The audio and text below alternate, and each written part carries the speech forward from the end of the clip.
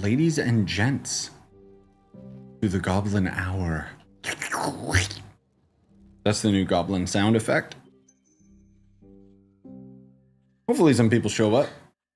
I know it's late, kind of an awkward hour, but what are you gonna do?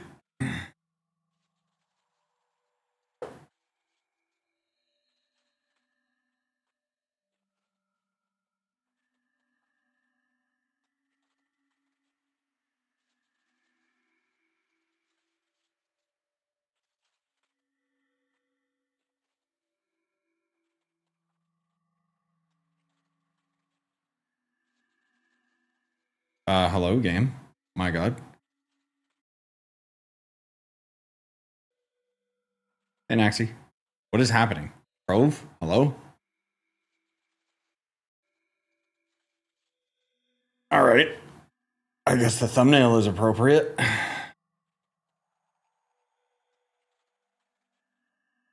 What's happening, dude? Is the adventure world dead? Like...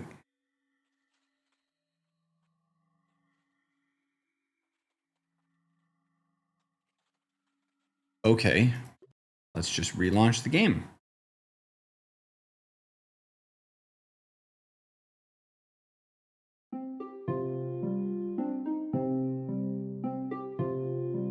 Hey, Juice.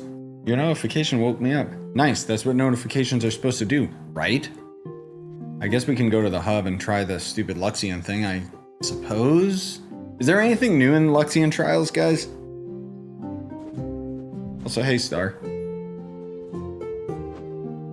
I guess I can always check, right? Just right here.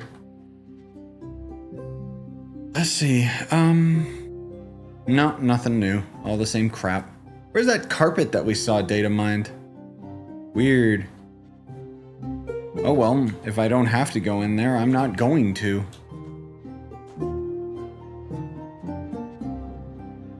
Anyway, let's try the Uber world again. Hey, Gavin.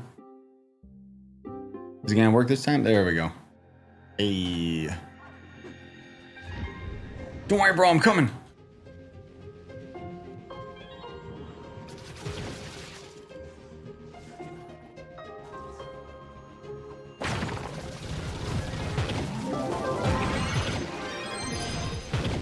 Also, am I crazy? Is this only the second week of the test server and I'm dead wrong? Or like this is going into the second week? Because I thought we were already done with the 2 weeks of the PTS. But maybe that's just dad life brain messing with my mind.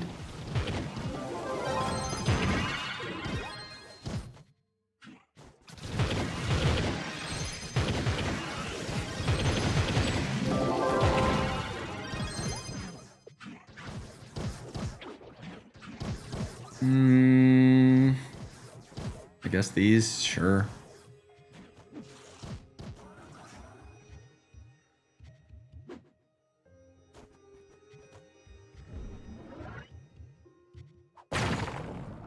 Do you opt for the Wolverine beard? I don't know, man. I just randomly was like, I wonder if this will work, and I like it. It's growing on me. At the very least, it's easy.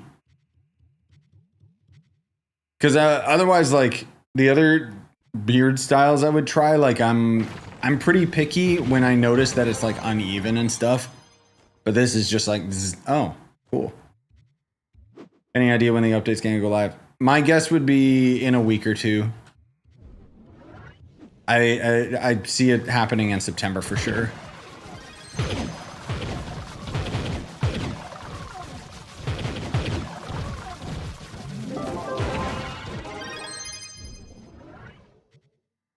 Might even be as soon as this coming week, but I highly doubt it. Personally, I think that it should be speedrun as quickly as possible, but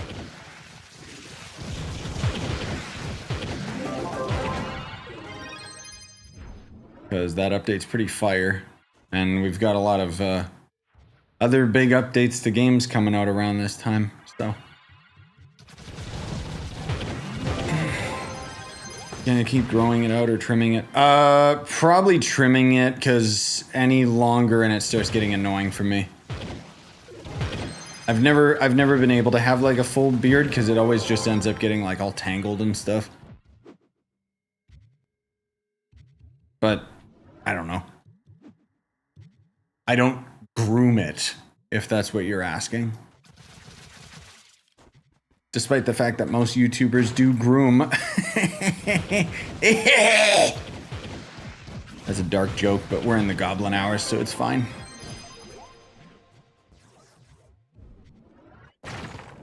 You think 10th Lives will be in the store? Oh yeah, 100%. For sure. Actually, no. You know what? You're right. They wouldn't be, right? Because they're just a 1-to-1 ratio, so there would be no point. I guess like everyone got all scared that it was gonna make the gems more pay to win and stuff than they already are, but I guess not, come to think of it. All it's really gonna do is just make it so that the new gems are time gated. That was their main goal with it, I think. I missed the PoE2 stream because of time zones. Bro, I literally just finished my PoE2 stream. What are you talking about? Why weren't you there? No, it's okay. I'm uninstalling that game. It's so boring. Nothing's changed. I'm just going through Act 3 with Val and I'm just like, bro, what am I doing? Main thing is it's like being a dad and having a lot less time on my hands. I need to start like taking more seriously the value of my time, and I don't want to waste it on PoE2 if I'm being honest. Just such a slog and a time sink. Like I had my fun with it. It's time to move on. I'm not gonna even bother when the game goes to 1.0. I mean, never say never. By that time, it might be like a completely different game, but... Because otherwise, for right now, like... Things are pretty good as far as, like, the games that I have. There's the Infinite games, the Infinium games, and then there's the one-and-done games.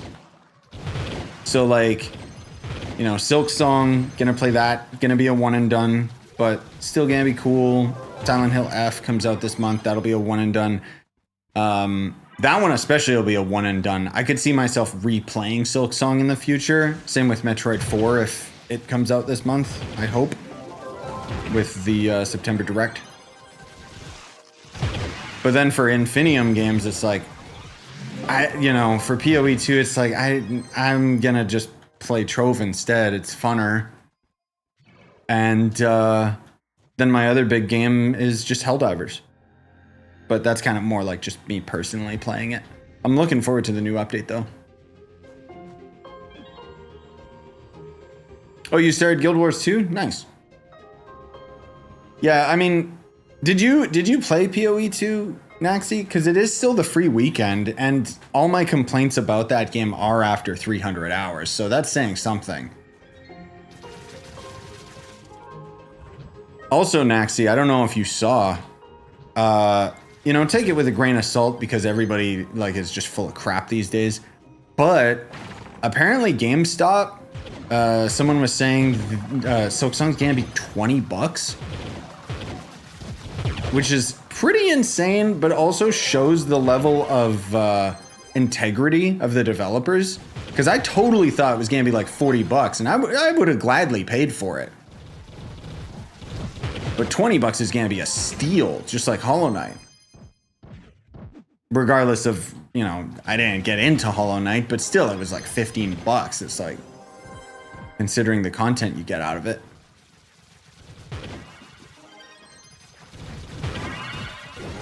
But we'll see, again, if it's wrong and it is like $40, it's like, whatever, I'm going to spend it anyway.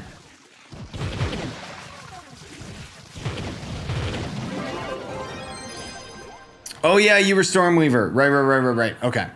Yeah, sorry. It's tough to keep track of who played what.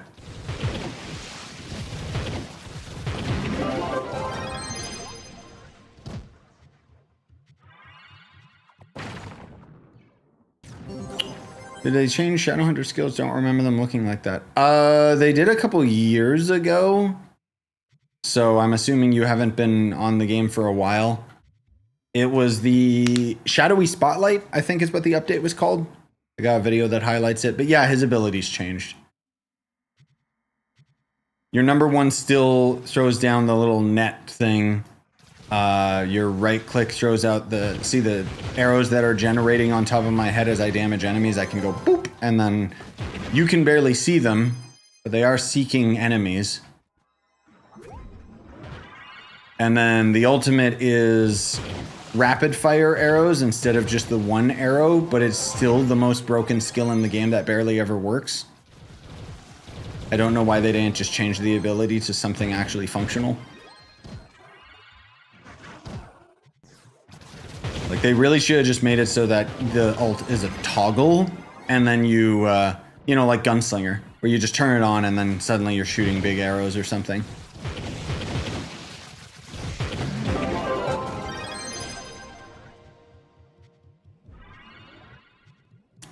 Don't think I've been on since 2021, yeah, I think Shadowy Spotlight was 2022, 2023. I don't remember. So that makes sense. But if you missed the game, just reinstall, bro. Or wait for the new update, because we're gonna add, have Mystic Gems and such. Not that that's gonna affect most players, let's be real. It's 2 end game for most. But I really like how they implemented them. Like, the first iteration of the PTS was pretty rough, but I'm very, very happy that they ended up actually taking all the feedback to heart, it seemed. Okay, I need this, and then why the heck is my items in the bottom right not being tracked properly? I hate this so much. Is it redesign info? Is that the one?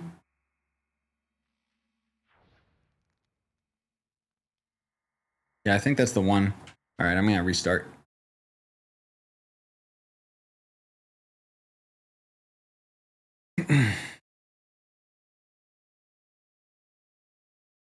Hello, game, open. No, there's the item per hour tracker, yes, but then there's also the, I think redesign info is the redesign item per hour tracker. Redesign being like the name of the mods thematically. Yeah, now it's all in the proper text and junk. Okay. I've never been a Necromancer until PoE 2. It was pretty fun, not gonna lie. Also building a Necromancer in Guild Wars 2. Nice. I've played Necromancer in pretty much every game, and that's why I can be like so overly critical about PoE 2's Necromancer. If I'm being honest, it's the worst Necromancer in the genre. I don't care what anyone says. Ah!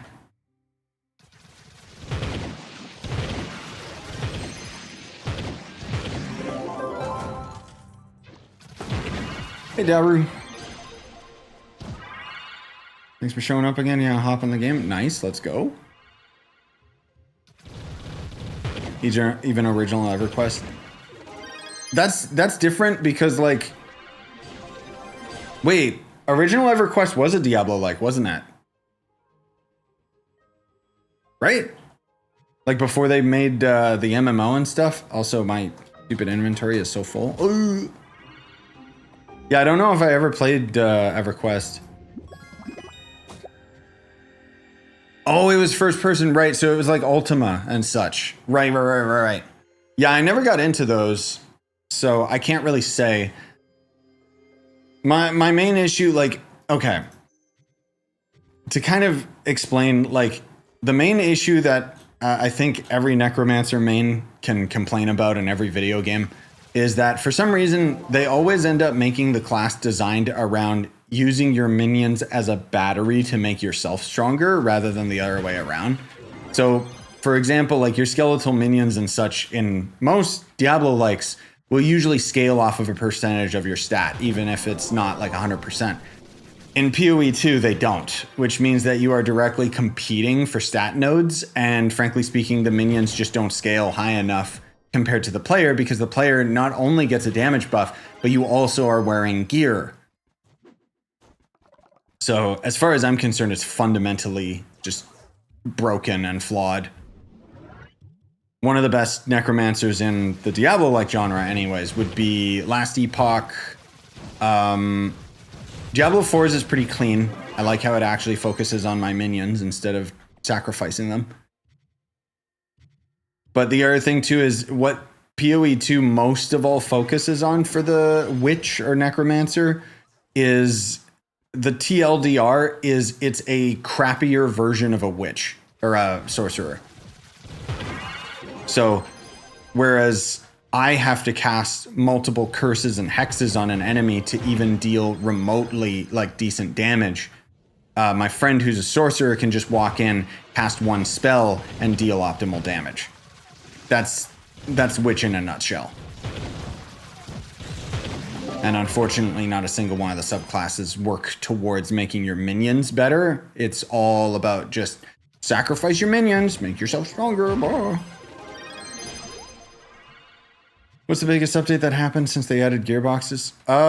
That's still probably the biggest update. We haven't really had much since that update, I don't think. I mean, obviously D15, but yeah. Otherwise, when the Mystic Gems and such come out with the next update, where is this boss? What the heck?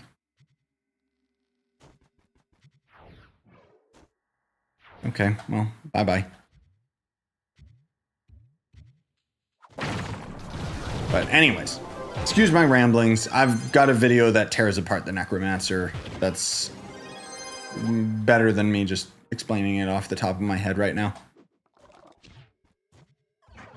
What's D15? Okay, so basically they renamed all the difficulty worlds for no reason. So Uber 10 got changed to difficulty, which is why we call it D. And they changed all the numbers so that now the first world is actually like difficulty 0. I don't know why it's difficulty 0 and not 1. That makes no sense. But basically D15 would that be like U12 equivalent? Basically just add 3 numbers to an Uber world, and that's difficulty. So it's not like some big game-changing thing. They just out of nowhere like decided that they were gonna rename all the difficulties, which cool, whatever. I'm a little disappointed with it because this game's like over 10 years old and they just decided to completely change the lingo. I still call it Uber from time to time. What's your magic find? Like 11k, 12k? Oh, 15k, never mind. How does the mystic item work? Like, when does it come out? How do I get it? What mystic item? What are you talking about? You mean the 10th life thing? You can just convert a 9th life into it. Thank God. But it means you gotta have a 9th life. In which case, most easy way, spend money. Getting it free to play is pretty disgusting. Computing starts at 0 is what I'm assuming. Dude, that would make so much sense. Yeah. Because, and I mean this in the nicest way possible, the Trove devs are nerds. Like, look at Paragon levels being on prime numbers. Only a nerd would think that that's like cool and makes sense. Instead of every 10 levels like it should be.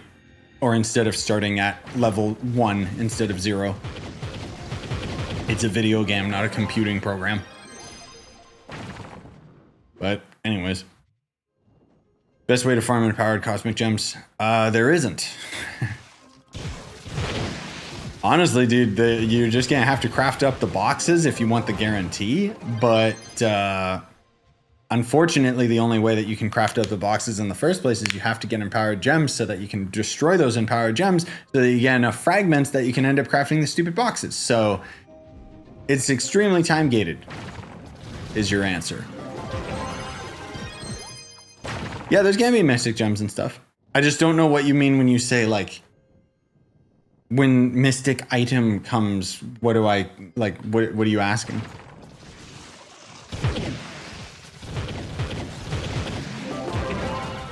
I think, isn't there something else that you can like trade the resources for imp boxes? I don't remember though. Oh yeah, Leo, that's what I was gonna say. I was just thinking like the class key. That's why I was thinking Shadow Tower, because it's the Everdart.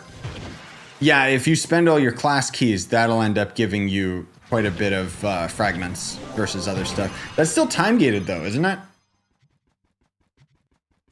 Because you get a limited amount of the class keys, and then they're still tied to the Empower Gem box.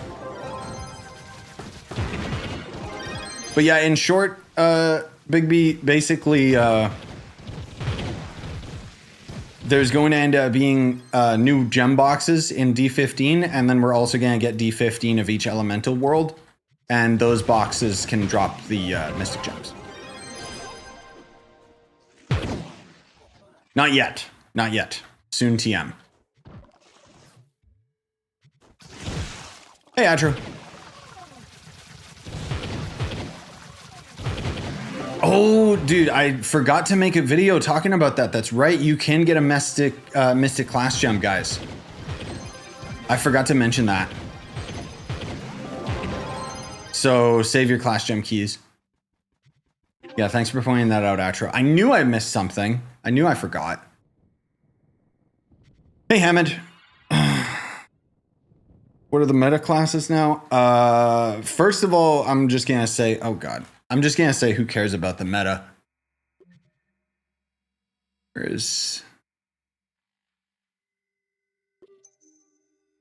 But otherwise, I already kind of mentioned in my other video, I think Neon Ninja is kind of going to be the all-around class, better than Shadowhunter just because it scales better.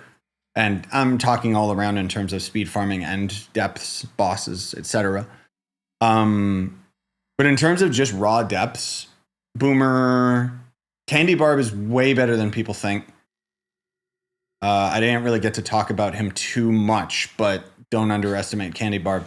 And then Atro, you were saying you were trying a Gunslinger Candy Barb combo and it was like insanely powerful. And Gunslinger also just got like another huge buff to its ult on the test server.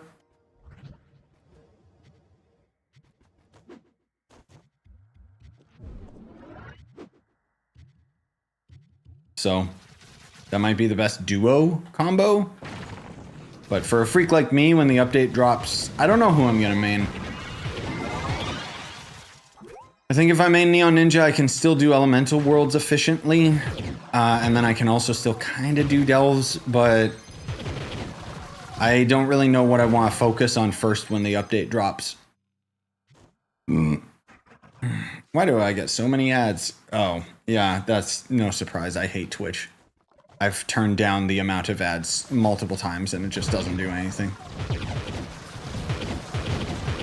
Shadowhunter Glazer here. Oh yeah, no, I wish I could main Shadowhunter with the new update, but he just doesn't keep up. It's like the good old days of Trove where I just literally swap all my physical gear to a different class. I am now stronger. And I hate it. Yeah, when I say duo, I mean literally like one player would be Gunslinger, one player would be Barb.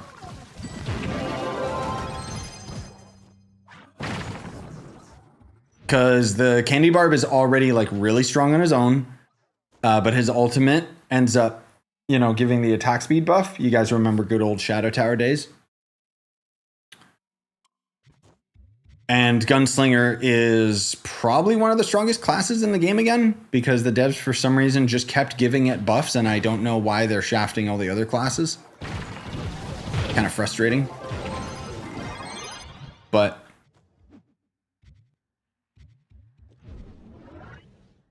Gunslinger and Candy Barb as a duo was clearing D15 5 stars. Within 20 to 30 seconds on live server as well. Okay, there you go. So after the buffs, oh my god. Nuts. Also, Hamad asking about fast XP. I think I got some old videos that are still relevant because XP grind hasn't changed that much. In short, you're going to make sure that you log in during XP day, which is actually right now, coincidentally. Although daily reset is coming. But I would recommend that you do the world quests because they give you a huge chunk of XP. Go to the world that's recommended to you because otherwise the XP scaling gets really, really bad.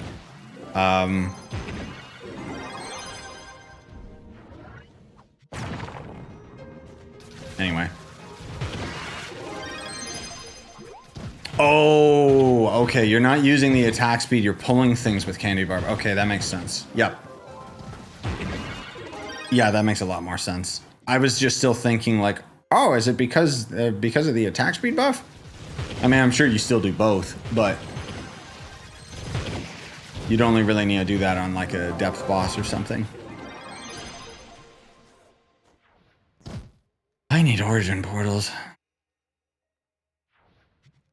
That or, you know, cornerstones in this world. Hello. Inventory fills up way too quick in this game.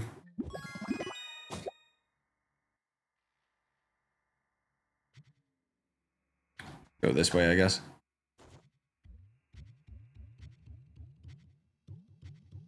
Why not use Boomer Cyclone instead of the Candy Bar Pull? Because Candy Bar Pull is way better than that.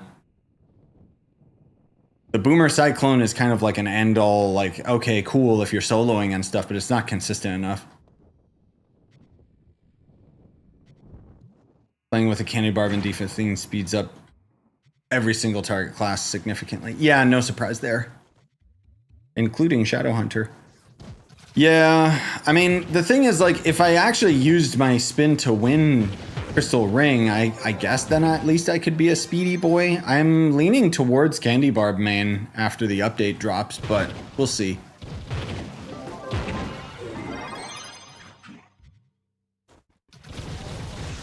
All I know is I'm gonna have to swap off Shadowhunter, which is a shame.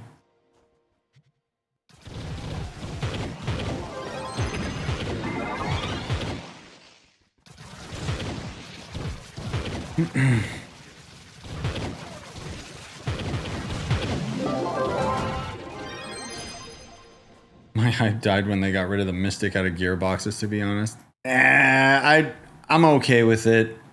Mystic's gonna be like still a chore, but it's a lot better to farm now that we'll be able to solo the depths. Because don't forget, the only thing that you really need to go for in this new update is just your cosmic gems. The other gems literally do like nothing.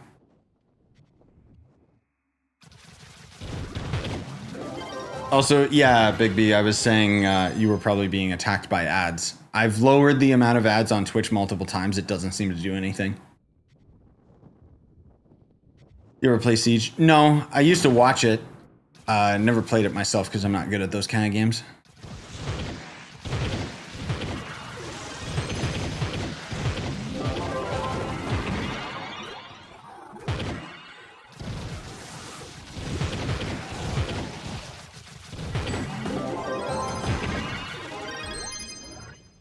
Why are you swapping off Shadowhunter? Because Shadowhunter sucks with the new update.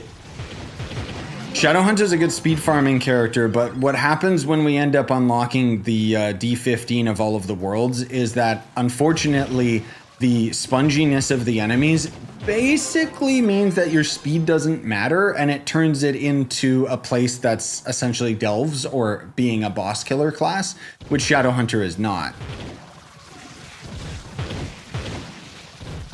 So, like, for example, if you're an Ice Sage main, you'll fit into D15 just fine because you'll already have, like, a really good Delve class.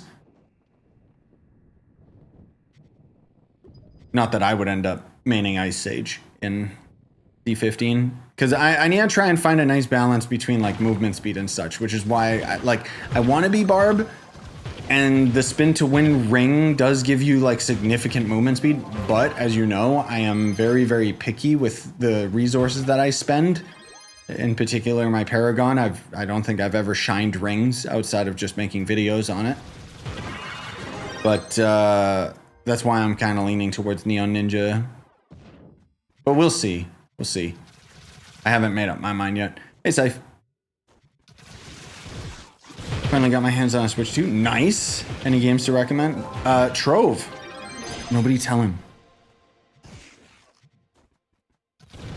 There's a lot of, I mean, it depends on the type of games that you enjoy. There's a lot of great like Switch 1 games that are already pretty awesome. But if you're talking like Switch 2 exclusive, I mean, I love Mario Kart World. It's different than 8.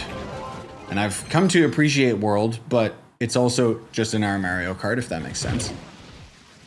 Donkey Kong Bonanza, that's probably one of my favorite games. That game is fire, dude.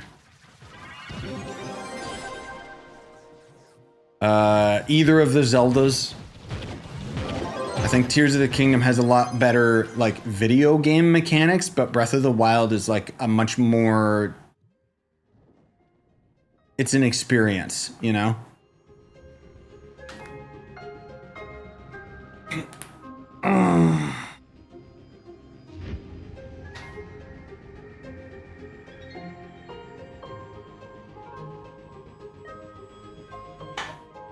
Yeah, I'm using Ice Age as an extreme example because I'm just saying that it's a better class in comparison to like Shadowhunter and D15.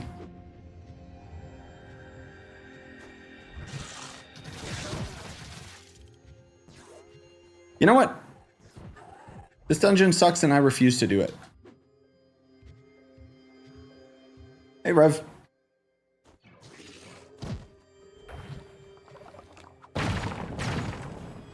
I'm looking forward to playing Silksong on Switch 2. And then I really hope that the Nintendo Direct this month comes out like around the 14th or 16th like it did last year.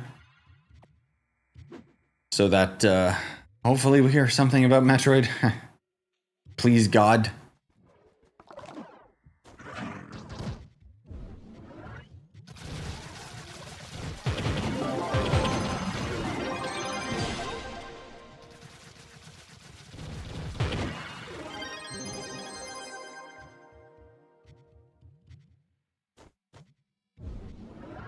Oh, this dungeon's... Wait, not done? Huh? Oh. Marked as done. Weird.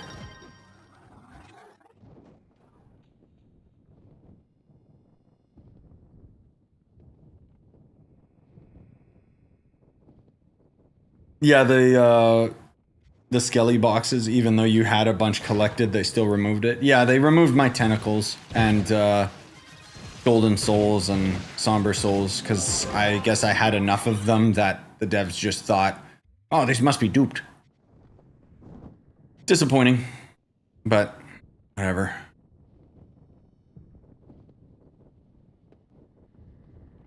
What's Silksong? The next, you know Hollow Knight? It's a Metroidvania, a 2D Metroid game, basically.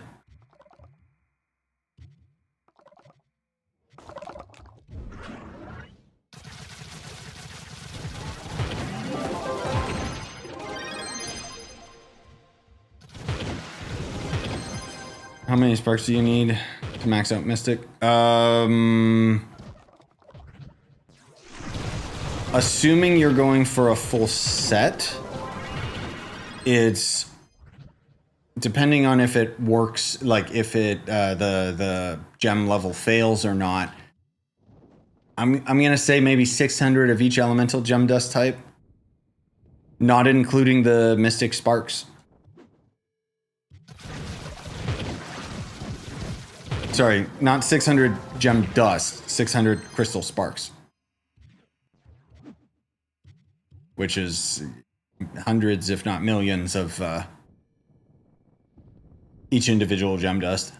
I think each gem dust you needed like, what was it, like 76 mil or something like that? Either way, it's brutal, and you look at the numbers and go, oh god.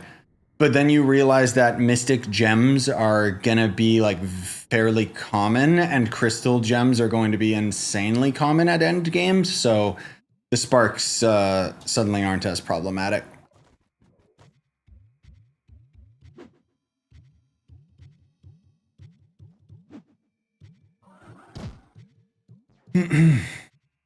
Wait, what the? Oh.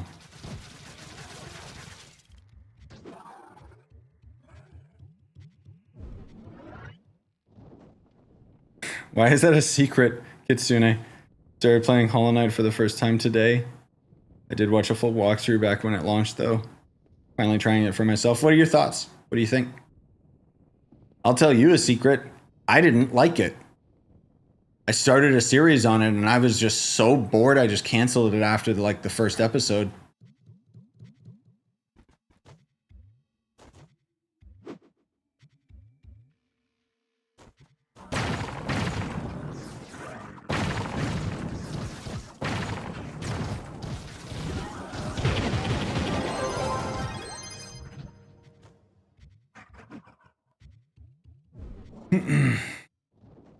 How often do you feed your dog? The normal amount? Probably more than they should. You mean because they're sleeping all the time? Bro, it's like bedtime for doggo. That's why she's always sleeping. If it was the daytime, she'd be running in and out of the room all the time. It's also a pug, so it's just a very lazy dog. Isn't that right, Butch? Hi.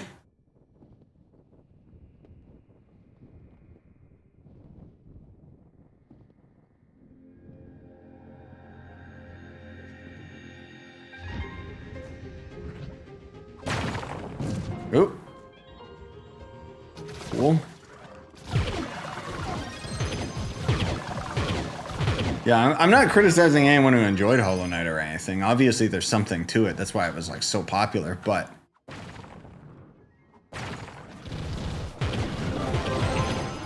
But for me, it was just... I don't know.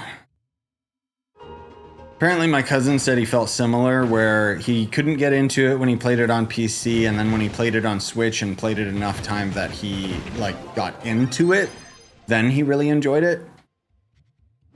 I don't like the pogo step thing. There's another game heavily inspired by Hollow Knight called Crowsworn, where you play as like a plague doctor kind of guy. That game I'm actually more interested in because it's going to be more of a Souls-like rather than like a Souls-like Metroidvania, which I think will click better with my brain. But I'm still going to play Silksong. Because most of all, the thing for Hollow Knight with me is the art direction. I just find it so dull and gray. But Silksong looks like a lot more colorful and interesting, so figured I'll give it a shot.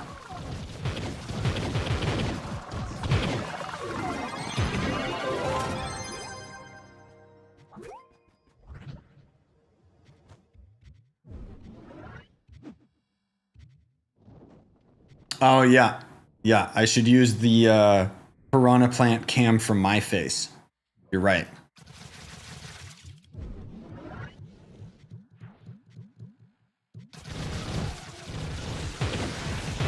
I honestly don't know how they're even selling this camera.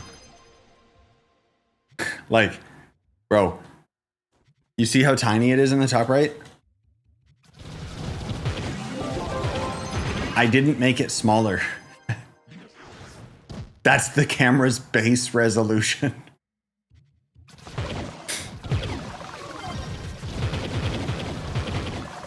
It's so bad.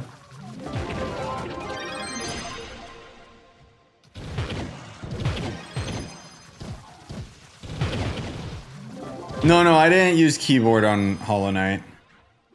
I often use controller on most PC games.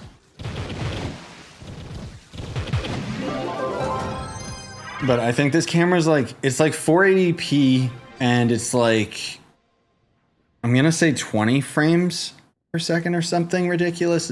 It's not a good camera. It looks really cool though. It's a piranha plant. And it's like all adjustable and everything, and it's, yeah.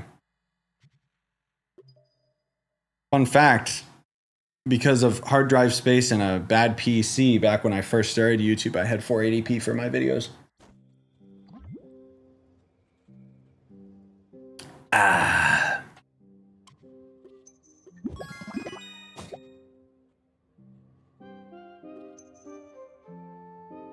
The important thing is to start. Because otherwise there's still so many content creators out there, or, people that are new to it that I see. trying to come out of the gate with all this expensive hardware, and it's like, bro, why?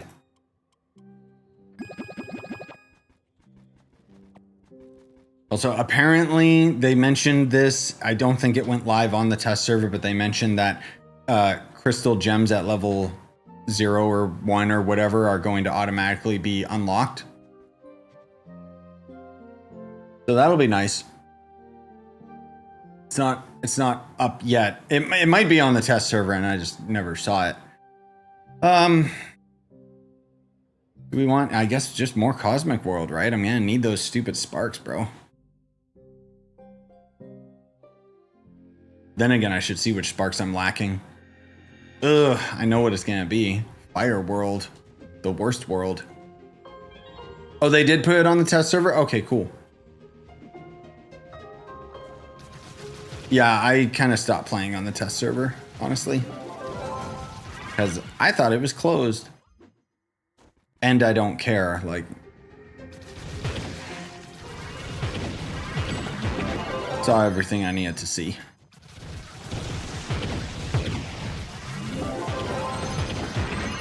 Hey, Magic. Fire World gives you an excuse to play Draco because of the lava movement speed. Yeah, right. Totally.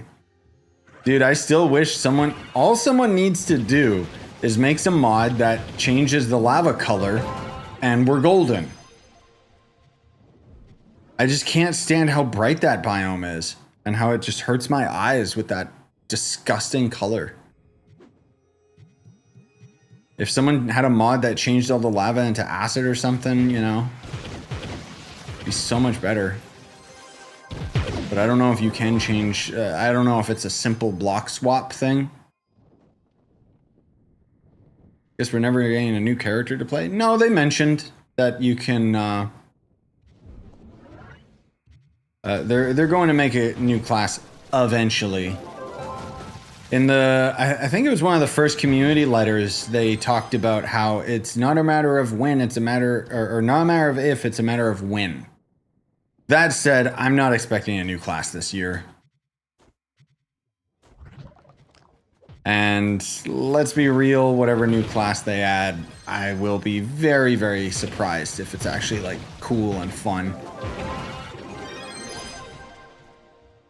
At least to me, anyway. Like, they've been doing a lot of weirder classes lately with Bard and Solarian.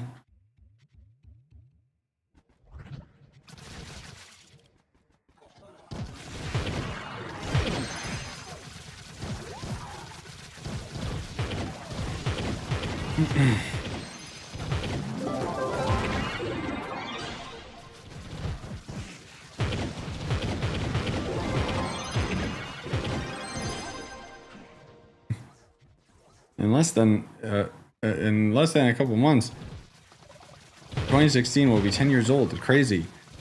Yes, your son that you named 2016. That's crazy. Time passes. Water is wet. I don't know, man. I stopped counting time. Like, but I guess that's like an old person thing to do.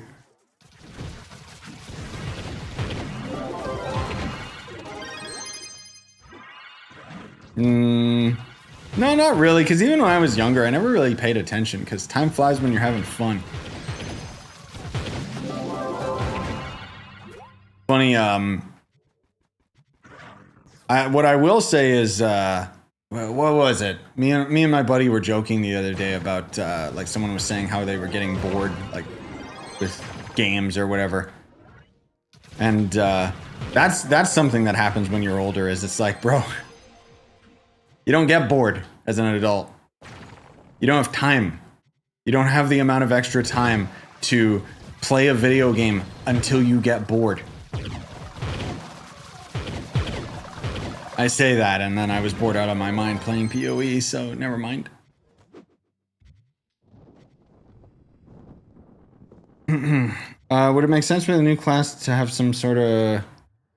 be a sort of tentacle mage? Oh, to tie in with the D15 and all that stuff? No. No, they gave up on trying to fill out the biomes and classes a long time ago. I think it'd be really cool.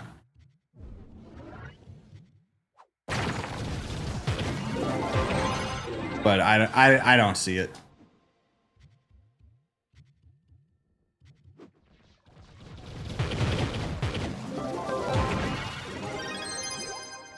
So what time flies when you're having fun really means as if you're miserable, you live forever. Yeah, or at least it's gonna feel that way.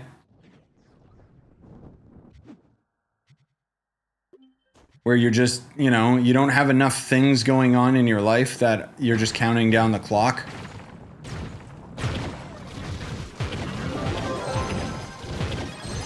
I'll say that's one thing that I've had to, in all seriousness, something that I've had to work on within myself more recently, just because when I'm taking care of baby Leon all day, I'm kind of counting down the minutes till the wife gets home.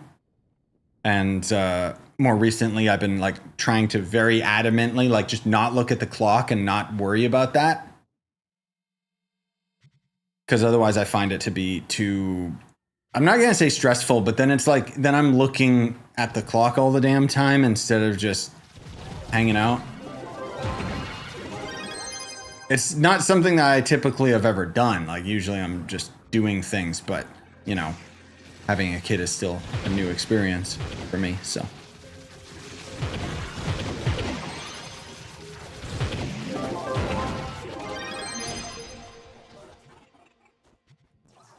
But I don't know, man. I don't know if I've ever like been super bored or anything, because I always just find something to do, whether it be something productive or just play video games. Like watching paint dry. Hey, that can be fun too. Here's a secret. People that get bored are typically really boring people. Ooh, that cuts deep, doesn't it?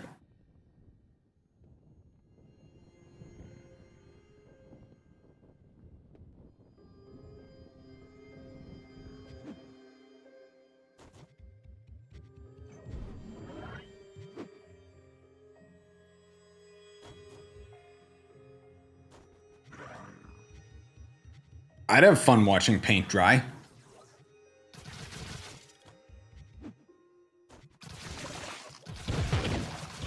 Because then you can just sit there and, you know, that nice fresh paint smell, all the toxins going in your nose. Like when you're at the gas station. It smells good.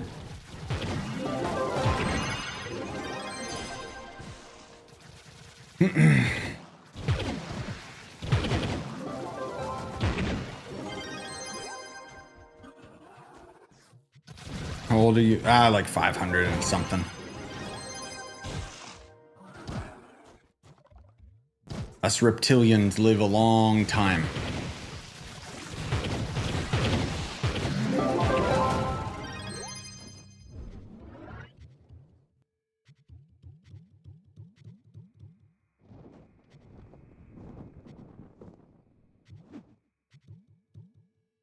Oh. Funny side note, I noticed this. I actually have a Proclamaphone. Oh, it's gonna decay? Oh. Well, I didn't know that. 1 day and 3... Alright, I guess I'll use it.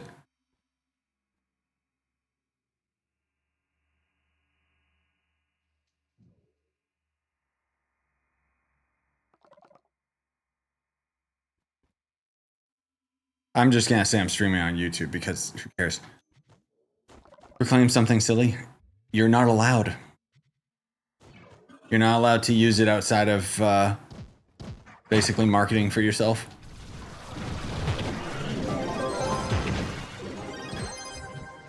I know, because I did used to have a lot of Proclamaphones and I used to do funny messages and stuff, and then I got in trouble.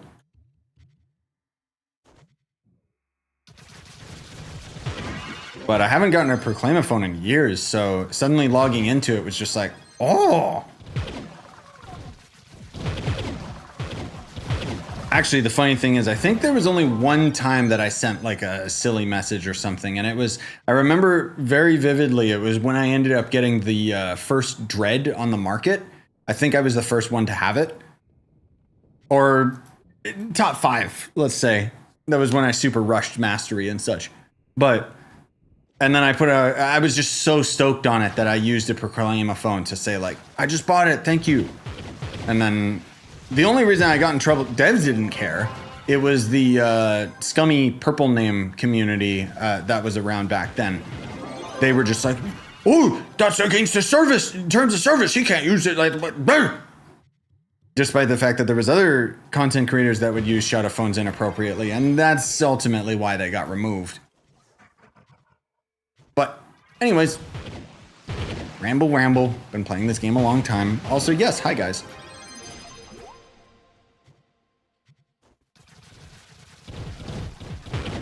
People kept sharing and selling proclaims in private also. Oh, ew. Gross, dude. Just follow the rules. Everyone's always gonna make it bad for everyone else. Like, come on. It's not my fault you suck.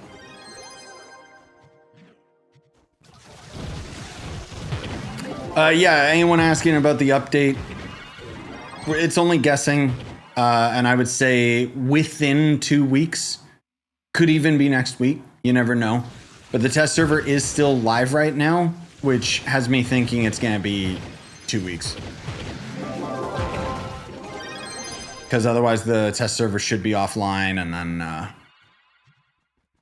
and then usually they'll pump out the update pretty soon after that. But we don't know. We'll see.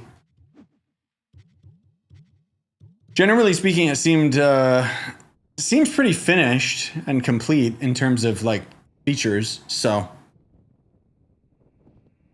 is that a Game & Go thing or a Trion Worlds thing? Oh, for the Shadow phones, that would have been back when Trion was in charge, so I don't know. Game & Go might have changed it. Oh God, help me. I did not know it decayed. That makes a lot more sense though. I just wish that I still got them all the time. With how often I stream, like, bro, just give me infinite of them.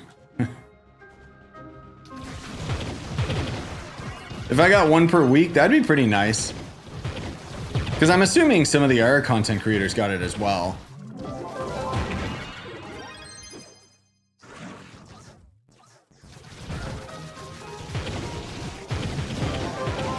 Yeah, the others, okay. Yeah, I figured. Inventory full. Cool. I love a full inventory. How do you get proclaims? You don't. That's what I'm saying. I haven't had a proclaim a phone in years, and then randomly it was like, oh, it was in my claims menu. So maybe they're finally bringing them back to content creators. Who knows? I know I have a lot of stuff in my inventory. It's annoying stuff that I can't get rid of.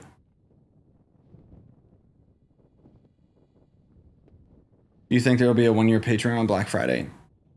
I don't know. Maybe. Usually that's when they have sales, right? That or Cyber Monday stuff. I don't know if Trove's ever had it set up that way, but they usually just kind of have sales whenever. I'll just say, check and see. I don't know if have they ever had a sale on Patreon? They probably have, but I mean, how often do I check this menu? I don't. I just buy Patron when I notice that I don't have Patron. And I've never actually tried to buy it on sale or anything. Hey, Kiwi. Yep, glad to help. Do people often tell you you look older or younger? I'm an adult, so people never bring that up.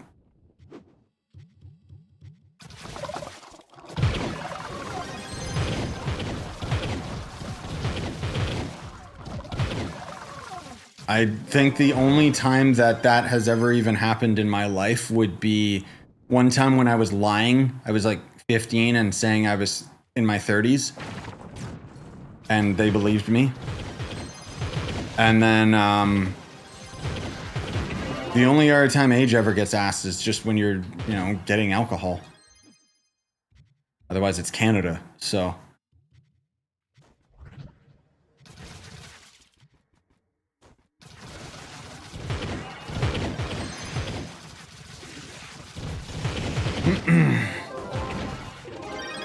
I miss your trumpet days. What are you talking about? I still do it in videos all the time. I just don't do it on stream. Streaming's a different vibe.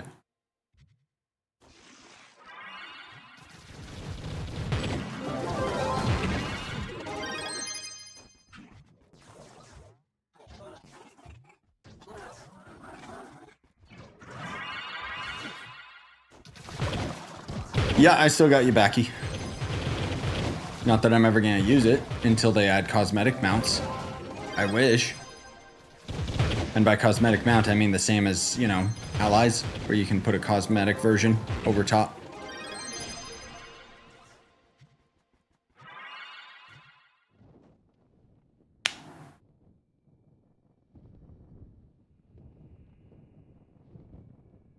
There exists in the game files a Bomber Royale phone.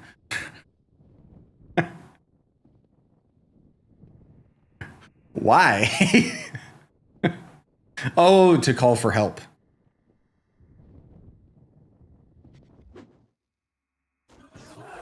Yeah.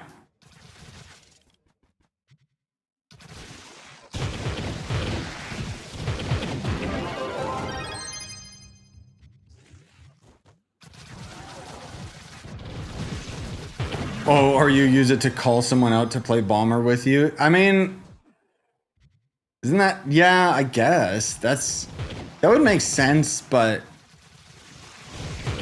How about... How about if people aren't playing Bomber Royale, you stop supporting Bomber Royale? Like you did with PvP. Except everybody still played PvP, and they just removed it. God, I still miss PvP. That was so fun.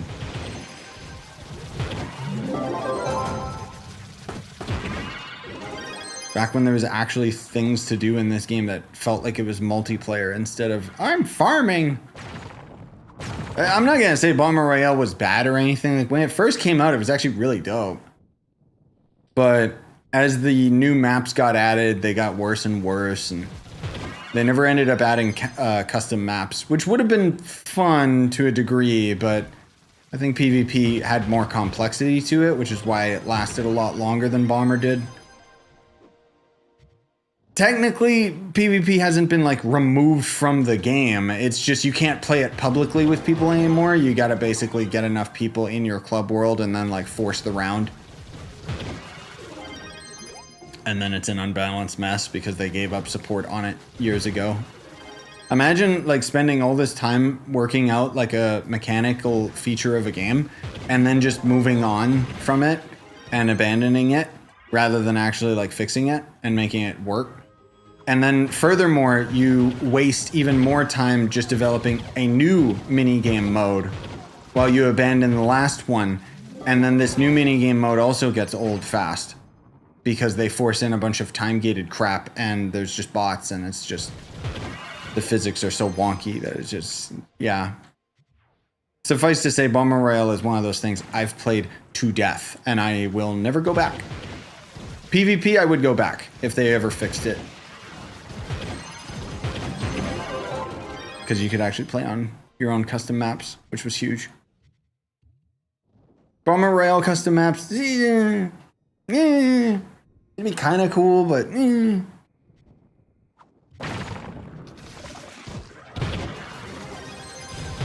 PvP was all Lunar Lancers and Fey Tricksters? No, it wasn't. What are you talking about? No, the worst was always the stupid Ice Sage, because its ult would freeze everybody. You had to start banning Ice Sages from PvP. It was annoying. Otherwise, the class variation was pretty crazy.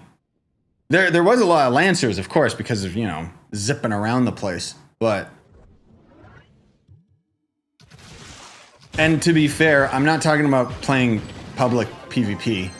I'm talking about playing PvP in our club world because we had our custom maps and, you know, we actually designed those maps with all of the classes in mind.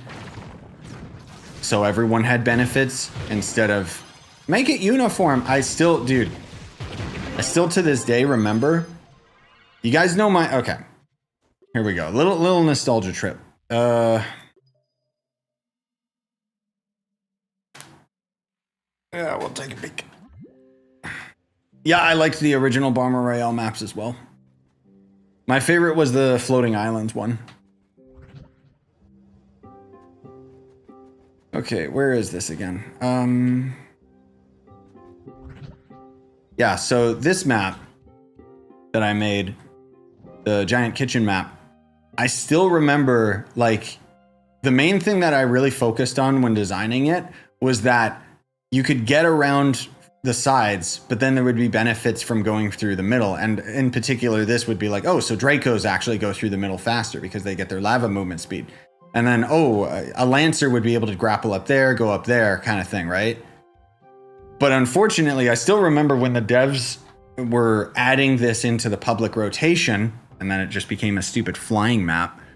They basically forced me to go in and said, every class needs to be able to access everything. Like every class needed to be able to get up to the fan. And I just thought like that's the wrong mentality to a PvP game that has classes. Strongly disagree, but I added it and then, I don't know. They just turned it into that stupid flying map anyway. That rarely ever worked. I don't think those devs are on the team anymore. That was a long time ago. And, you know, it's fine, whatever. I don't care. But to me, it was like, that's one thing that I always leaned into was certain classes having strengths within the environment, not just, oh, this class out damages the other. You trying to get C5? No, I'm just playing the video game. Kind of low-key going for Cosmic Sparks, but not really.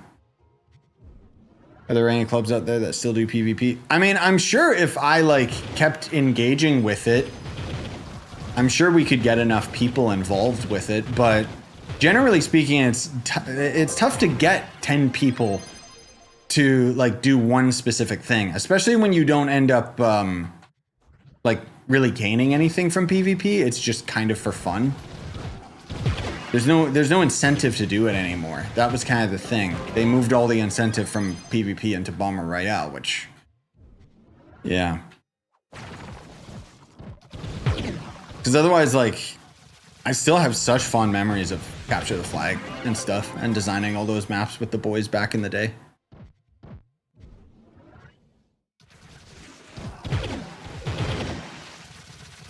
But to fix PvP would require a lot of effort. Because it's pretty busted. Remember when Bomber came out and gave crazy XP? Yes, I do, and it was awesome, and then the bots ended up ruining it, and then they had to nerf it.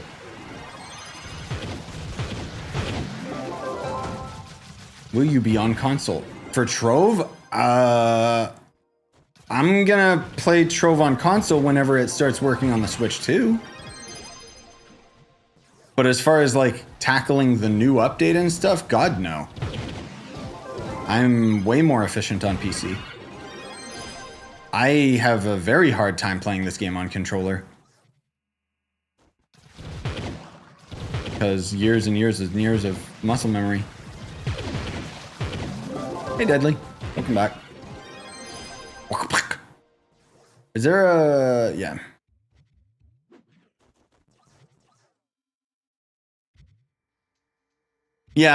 Yeah, Trove crashes on console a lot, I know. I just want an excuse to play something on my Switch too.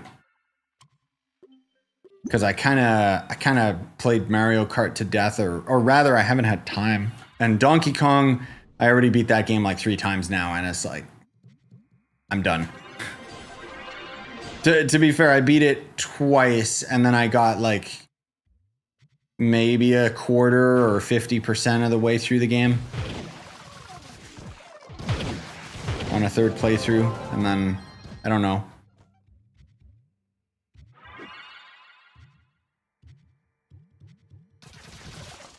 Such a good game.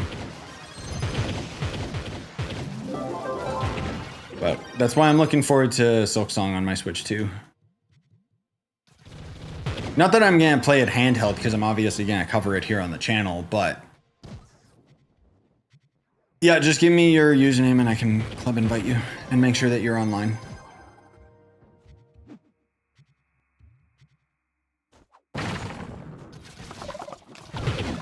Bomber Royale XP is how I got a trial class to level 10. Oh, I don't doubt it.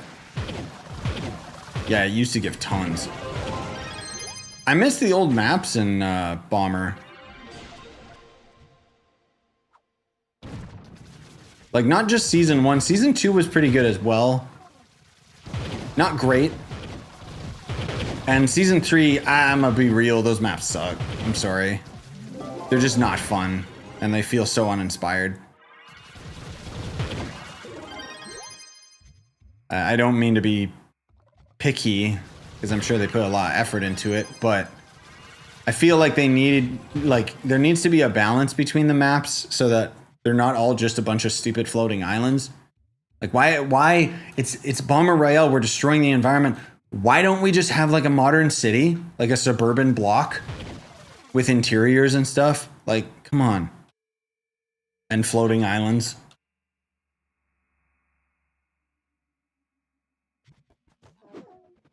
Like, if we could actually do custom maps for Bomber Royale, I mean, maybe I would come out of retirement for building.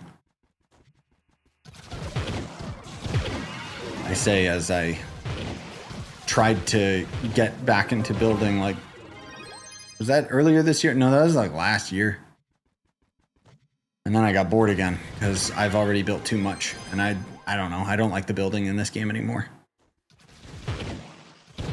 Every now and then I get a hankering for it, and then I'll do it for like a couple days straight, and then it's like, why am I doing this? And then I just stop for like months or years at a time.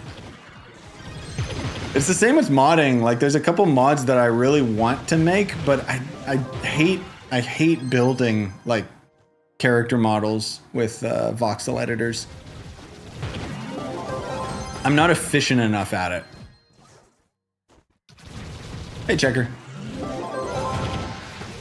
Also, you keep asking why streaming so late. Because this is the only time that I get to stream. Because baby Leon. Which, my god, I still gotta work on the next vlog. I haven't even started yet.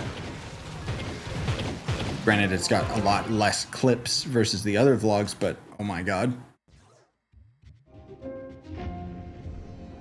Building was always pretty pointless. Let's be real.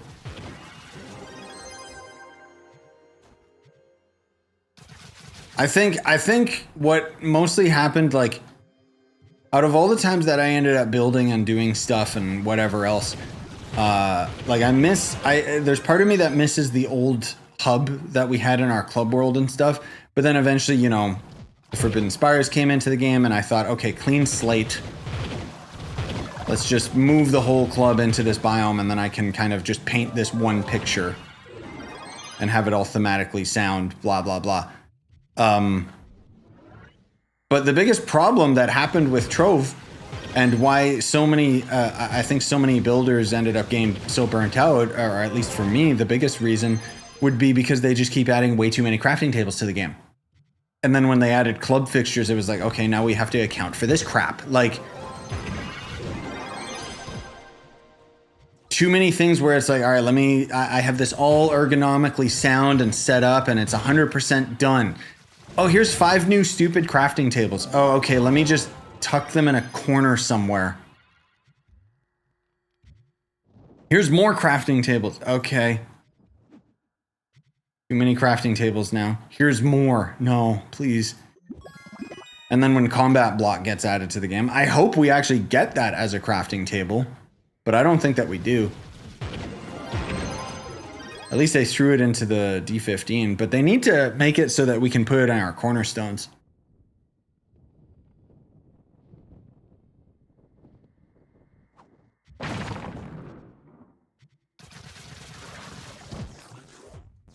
Shouldn't they add harder worlds before getting new gear? I'm 38 KPR and can easily do the hardest difficulty. No, you can't. You can't do D15 at 38k at all.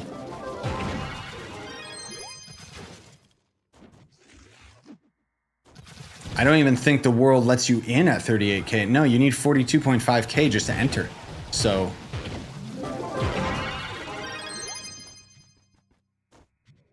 And then with the new update, they are adding D15 to all the elemental worlds.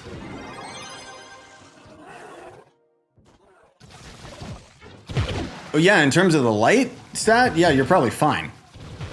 But light is kind of like all Trove really has. Like to be clear, even with the new update, it's like, oh, mystic gems, and it's like, just level up your cosmic gems. The other gems literally do nothing. Wow, I do 10 more damage. Oh, okay. Main thing is, rather than the higher difficulty worlds, I'm not saying I disagree with you. I do think that they could keep adding higher difficulty worlds. Yes. But their band-aid fix is the delves. Delves is like the true end game. Oh, this just keeps going and eventually scales way too high. Now we can suddenly go a lot deeper. Or in my case, I can start soloing the depths, which means that I can actually start grinding for mystic gear. Like, I'm really happy about the new update. Devs are gonna lower the crystal gem converter price. That's what they said. It still hasn't gone live on the test server yet, as far as I understand, but they did say that the mystic gem converter is gonna be added to the shop. It's gonna cost the same that the crystal gem converter costs right now, and then the crystal gem converter is going to get lowered in price, apparently. I'm not going to say that with 100% certainty because they didn't mention it in the patch notes. I think they mentioned it more so like when somebody asked them, they replied and said that, and then that was then sent to me.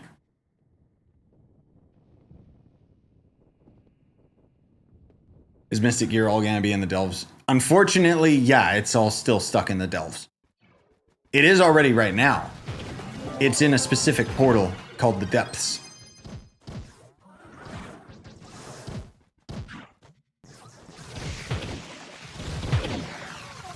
To be fair, to get Mystic, you need to get resources from the Depths Delves, but then you also need to get resources from D15.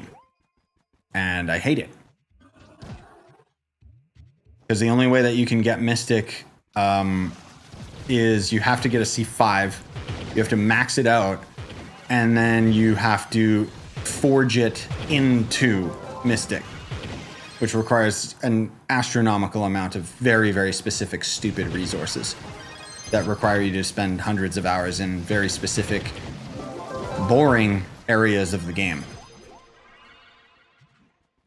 Main thing is, on live server right now, I can't solo the depths, so I'm not gonna bother. You know, even trying to grind it. Like, I was waiting and waiting and waiting for an excuse to grind Mystic, but I need to be able to grind it solo so that I can just hop on, start grinding, go, go, go, rather than relying on a group and relying on a time schedule of other people and such. But when the new update drops, as soon as I can end up maxing out my cosmic gems, I'll be able to solo the depths. So, and then ironically, I'm expecting a bunch of you guys will probably end up joining because I can just do carries. It's not going to be super efficient, but it's one of those things where it's kind of dumb because you need to be able to get Mystic in order to be, you know, it's like the whole, I need experience to get a job, but I need a job to get experience.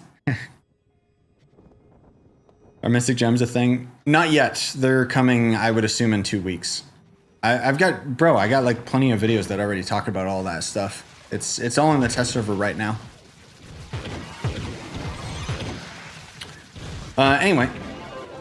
Sorry. Hey, Yvonne. And anyone else who I didn't say hello to.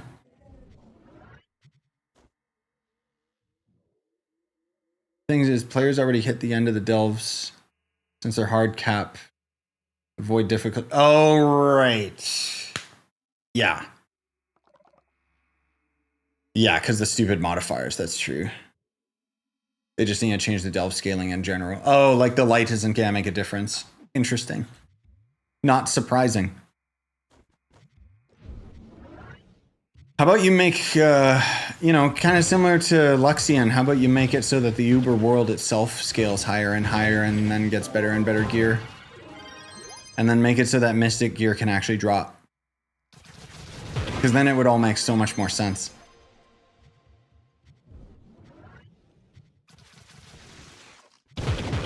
What if they made a class that was able to reflect damage? Based on their max health. Bro, I want a class that has thorns built into its setup. Since enemies hit so hard anyway. What class would you like to see? Don't get me started. It makes me sad theorizing classes that should be added to the game because it's never gonna be that cool. Okay, here we go again. Big things is I want them to stop making classes humanoid. As much as I would love to have a samurai class that would be like Ghost of Tsushima, where it's got multiple stances that it swaps between, one for speed, one for delves, one for boss, whatever. But no, generally speaking, I'd love to have like they're all just human. Like, where's my big ogre guy who's like too tall to ride on a mount and does like huge arcing swings? Where's my class that's the size of Cubesley and can fit into 1-block spaces? And maybe he's like the engineer in Team Fortress, not to be confused with Fire Captain, where he'll throw down a barricade that blocks enemies, even though players could still walk through it. Or how about an Arabo class, but it's one of those arachnid, you know, World of Warcraft, like spider legs, human torso type of thing? Or where's our centaur class that uses a spear? Like, for goodness sakes, stop making them humans. Bipedal, 2 arms, 2 legs, and a head. Or Revenant doesn't count, but you know what I mean? I'd love them to go off the wall and do some weirder stuff. Like, bro, give me, just off the top of my head, give me an alien class that's what was his name? The guy from Destroy All Humans. You know how he has like a UFO and a laser gun and all this stuff? Like, give me all that stuff.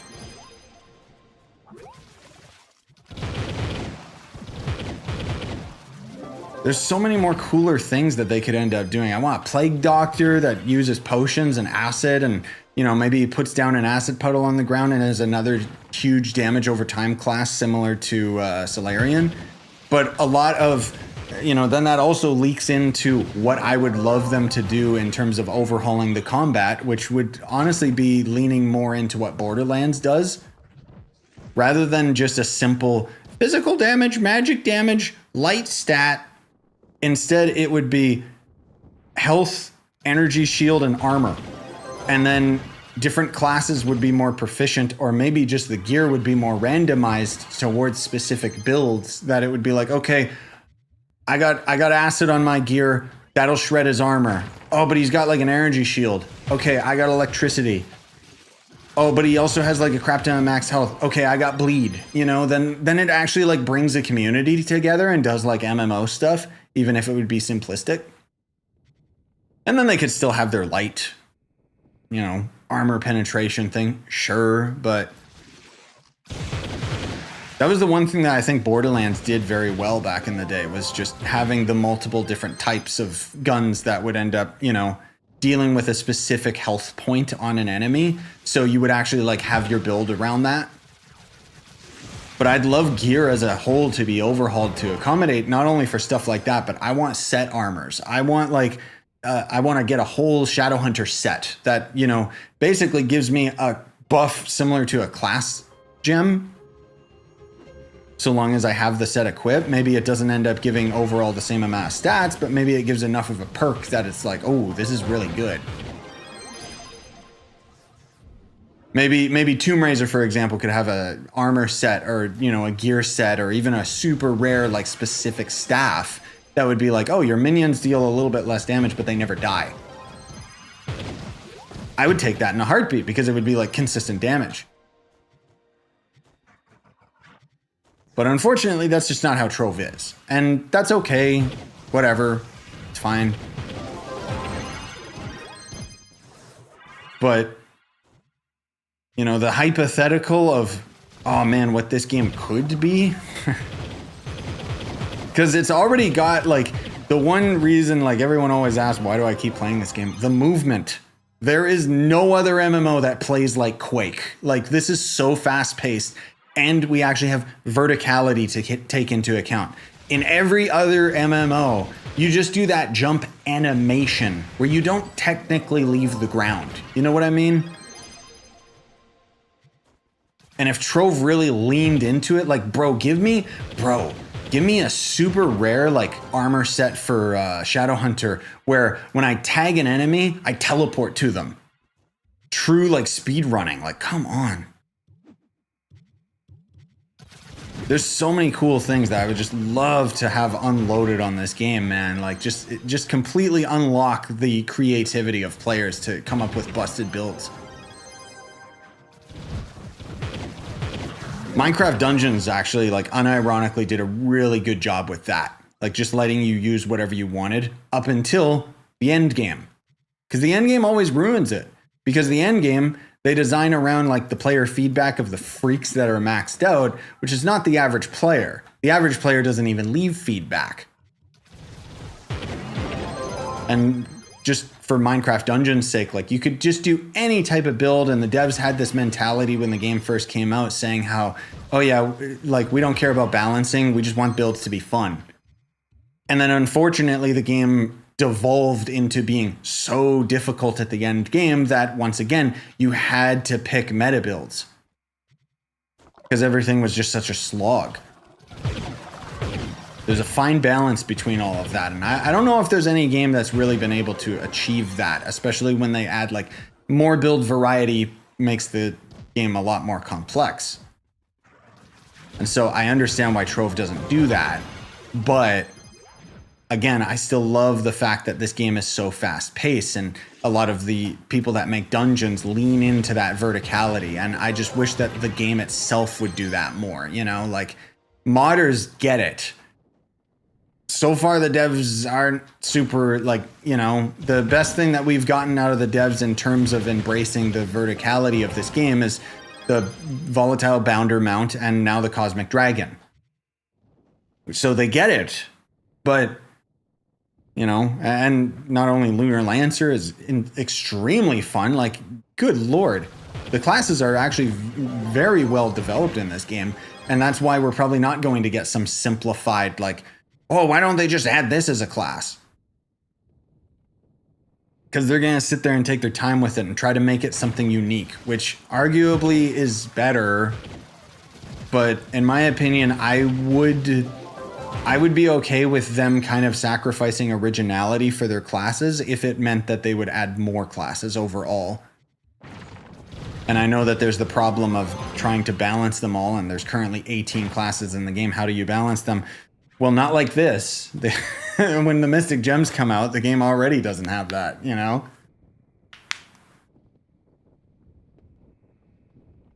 But all of that is just hypothetical, and even then you can't say, like, oh, why don't they add all this stuff? It's like, bro, that would require so much work.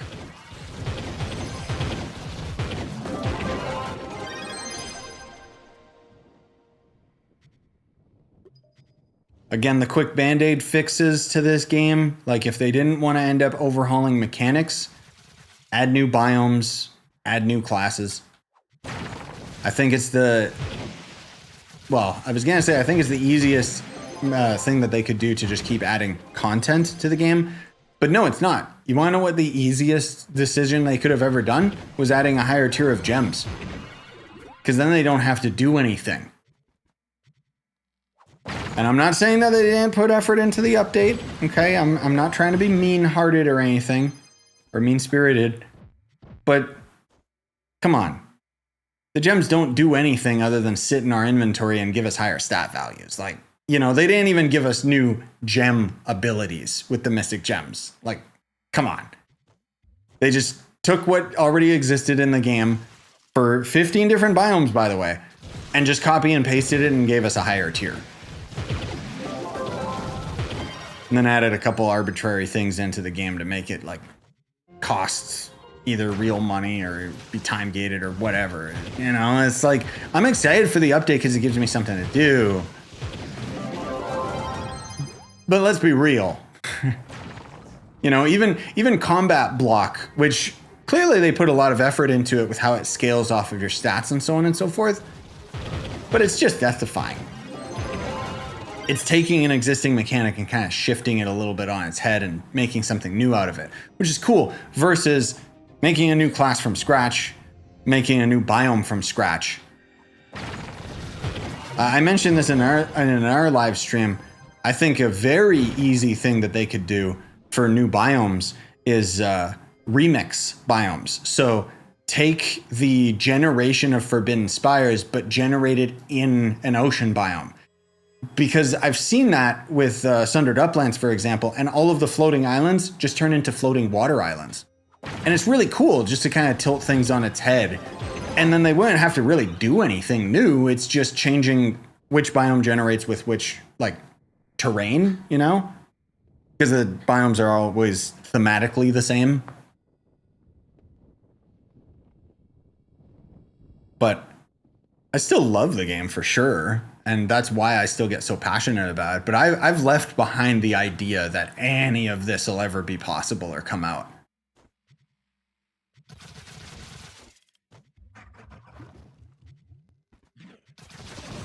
I do very much appreciate the new Gameo devs, though. They've been doing work. Like, there is still a very negative narrative from a lot of people, and don't take my criticisms, you know, take them as a grain of salt because I've been playing this game for so gosh darn long.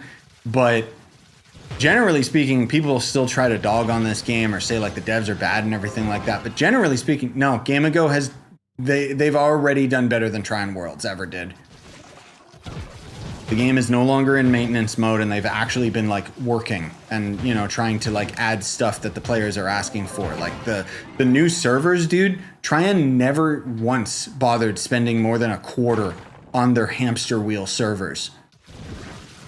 Why? Because it's not something that immediately is obvious. They can't market it, you know?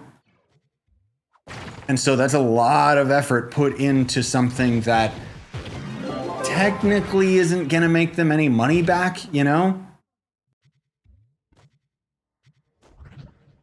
But that was the top thing that people wanted in the community survey, and that's what they spent all their time doing. And they're still trying to optimize performance by fixing and changing a lot of the VFX in the game as well. That's like the true nitty gritty. Like, nobody wants to do it, but the fact that they're doing it is, yes, please, more. Also, I want morning pizza. Next roll.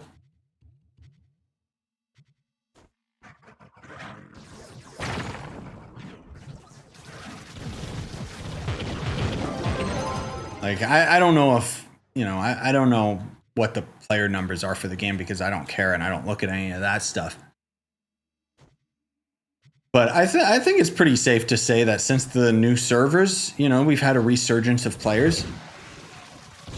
Lots of people seem to be coming back, you know.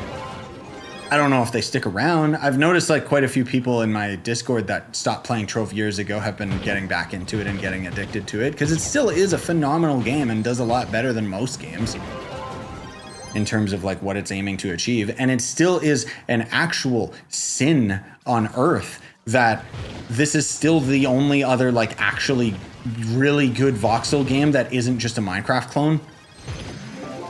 And it's an MMO, like what? I can complain all I want about like the building and not using like custom frameworks and being able to set up your own like things to make building more efficient and whatever else. But at the end of the day, bro, we can still build everything one block at a time. Your imagination is your only limitation.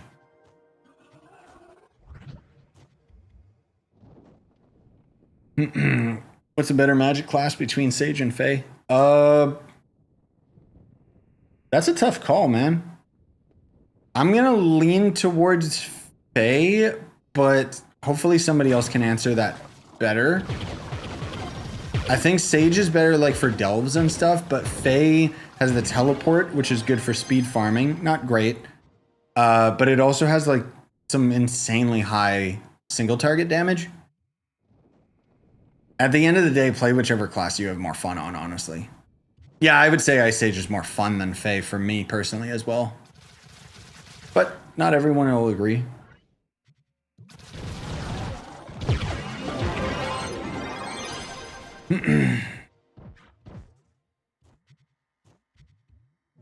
Yeah, I still get a lot of comments from you guys about like the console version of Trove and stuff. Because it's, you know, free to play game. Let's be real, it's not like super crazy common on consoles versus PC. I'd be very curious about the player numbers though, because I'm assuming PC is probably still the highest, and unfortunately we can only track Steam users. We don't have a way to track the Glyph users base. Glyph launcher user base. But I would be really interested because if consoles actually had like Trove's majority of player base, or rather if it had like where they're making the most of their money, then it kind of doesn't make sense why they have such small effort put into the ports, you know?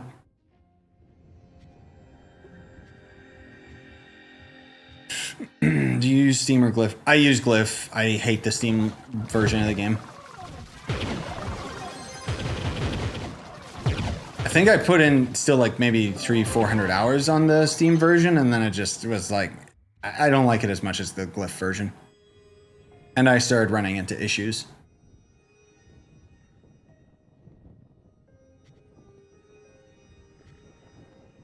Yeah, I guess that's true. Xbox is still going pretty hard, but PlayStation's pretty dead because of the duping, unfortunately. And they couldn't get that under control quick enough.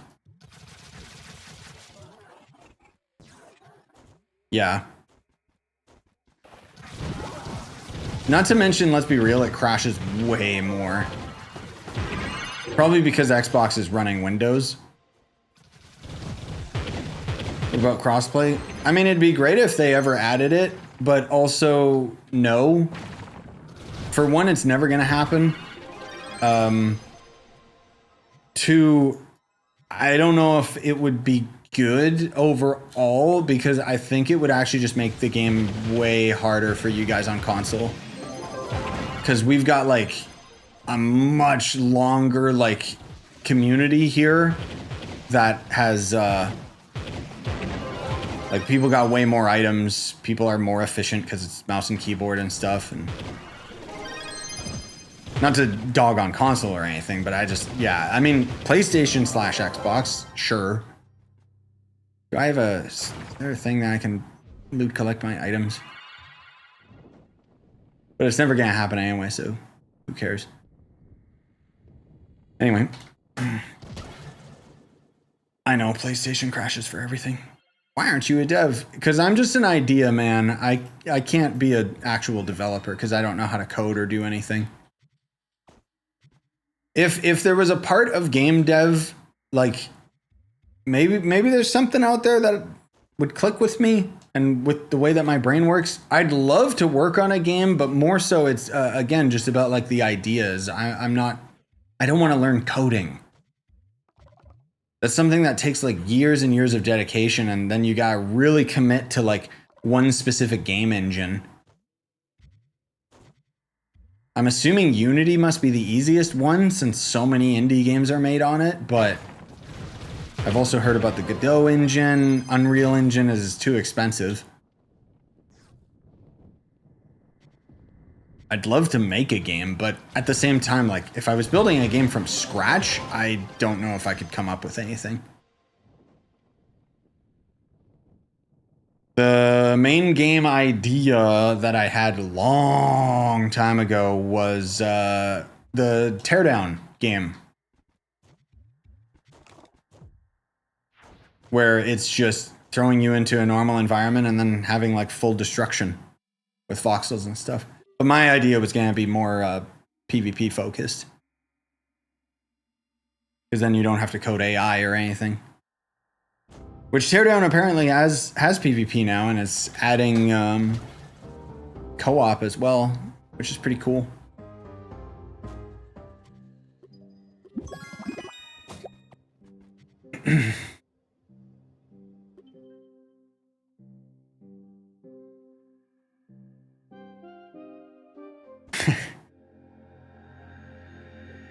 Since you make Gameo money. Honestly, dude, There's kind of a conflicting point of interest because as soon as I would end up being on a payroll for Gamego, it would mean I would have to answer to somebody. So, I mean, I wish I got a cut, like a creator code in Trove.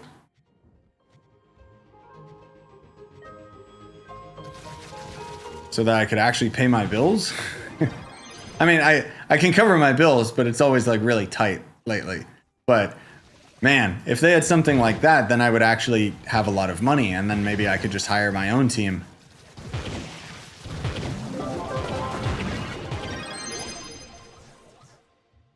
I think it'd be really slow going now, but when Trove was in its heyday, oh my god, how much money did I make them? And how much money have I spent on this godforsaken game? Like, bro.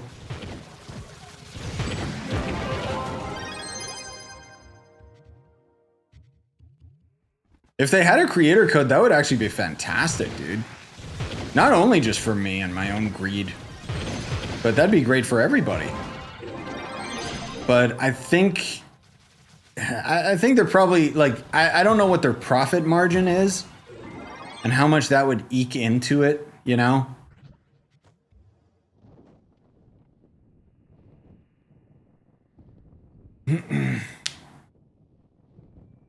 I made a game with Unity before, pretty painful and fun.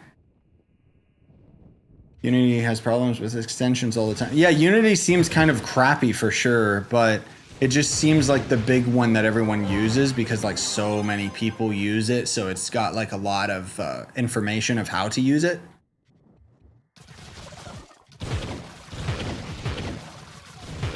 Godot, as far as I've seen, is like simpler, like more streamlined, but I don't know.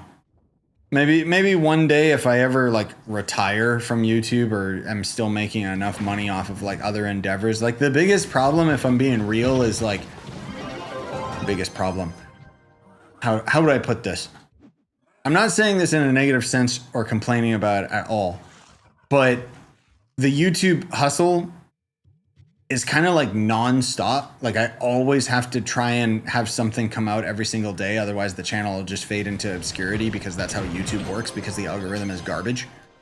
So I can't take time off to not only come up with brainstorming ideas, but also to actually like start working on game development and learning a new skill, essentially. Like just no.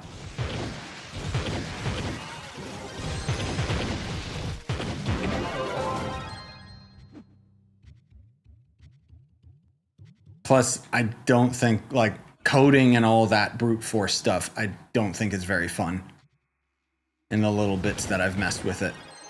What I would need is a game engine that's like streamlined enough, like something like RPG Maker, but a lot easier and also not as crappy. I mean, RPG Maker itself might have gotten a lot better nowadays. I remember back when I used to make games on it, it was like, it was so crazy difficult to make like action combat. I don't know if they just have a toggle for that now. Because you basically had to code like every single tile in the game to actually work with like a custom animation, and it was just, ugh.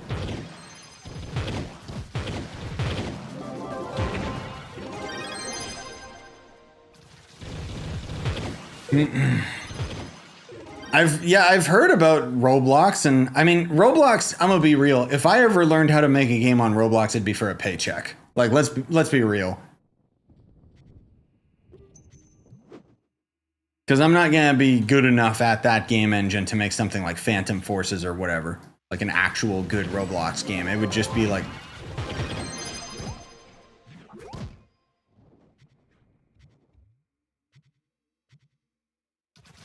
don't get me wrong, I love Roblox. It's so crappy, I love it. But I'm also not very good at like being a cash grab sellout scumbag. Because I actually have integrity, so.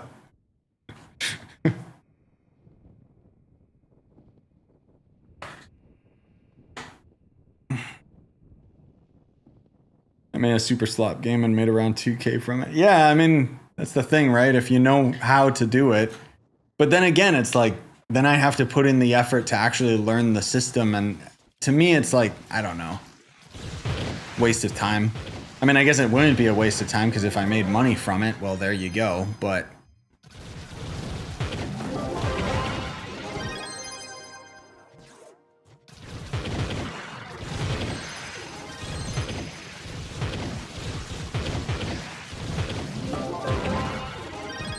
like, ideally, the dream game that I would want to make is a game similar to Fable back on original Xbox.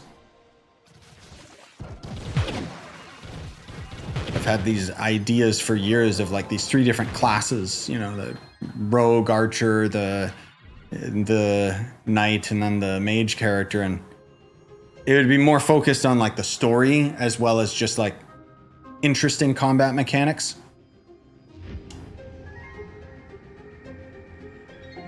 Like, it would be too complicated. Like, I would never have enough money, and I don't think a game like that could exist without a AAA budget or anything. But, like, I was thinking, each of the different classes would be, like, super different dynamic gameplay with kind of almost Last of Us style storytelling, where the different characters would kind of intertwine with each other based on the time frame of it all and blah blah blah. But it would be like, oh, the wizard, you know, you can cast a fireball spell, and but if you mix it with wind, it would turn into a, you know, wind tornado or something. I don't know.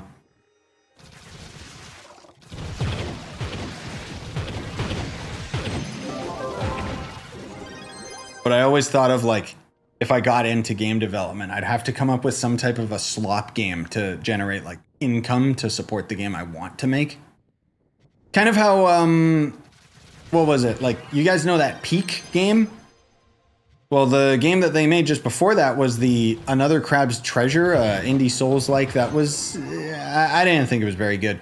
But the company was actually almost going bankrupt, and then they came up with the new, you know, Friend Slop game.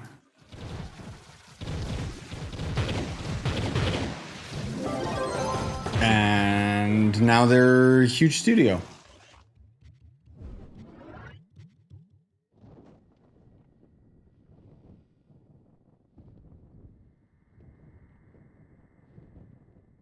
Yeah, I'm not, bro.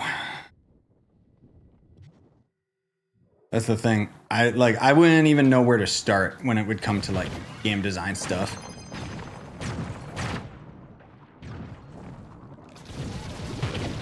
Like, the funny thing is, I talked about this over the past couple streams as well. Like, I got really into like all this AI generation stuff on my like home computer, and I've been having a lot of fun with it as like a hobby.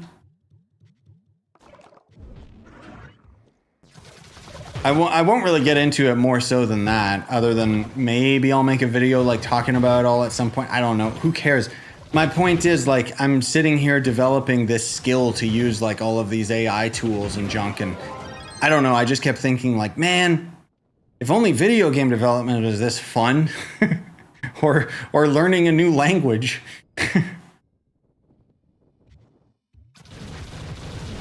Hey, Flash. Speaking of, oh God. As soon as it comes to studying, I have such a hard time with it. But there's a game called Wagotabi, I think it's called. Been on mobile for years, I never knew, but it recently came out on Steam, and it's basically like a JRPG that slowly teaches you Japanese. And so far, I haven't played much, but it seems like a really good tool and kind of speaks to me more as a gamer than, you know, something like Duolingo, where you have to spend money to refill your hearts and all that crap. But it's basically like the further you get in the game, the more characters of Japanese it's going to introduce to you, and then the more it's going to strip away the English characters. That's apparently how it goes, but it is still also at its core a studying video game, and so I can only ever play it like a few minutes at a time before it's like, my head hurts. I don't like this. I don't like the feeling this game gives me.